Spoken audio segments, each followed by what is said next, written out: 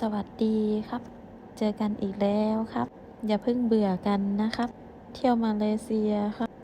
เจอเพื่อนครับ เจอหลานครับ น่ารักตุ้ยมุ้ยเหมือนตุ๊กตาครับ ตุ๊กตาเหน่งได้ครับ ไปต่อครับ เดินห้างครับ หาของอร่อยกินชานม ไปต่ออีกครับซูเปอร์มาร์เก็ตครับ ซื้อของครับทำกับข้าวกินเองครับ ซุปผักครับ แกงหน่อไม้ครับ ข้าวครับ ปลาครับ ไปต่อครับ ไม่หยุดเลยนะครับ ไปเรื่อยๆครับ หยุดไม่ได้ครับ ไม่เหนื่อยบ้างหรือไงครับ ขึ้นขัวครับ ข้ามสะพานครับ ไปเจอลุงเสื้อเหลืองครับ ทำกับข้าวอร่อยครับ ใส่ลงไปครับ ใส่ไข่ลงไป มีอะไรก็ใส่ลงไปทั้งหมดครับ ผัดทอดครับ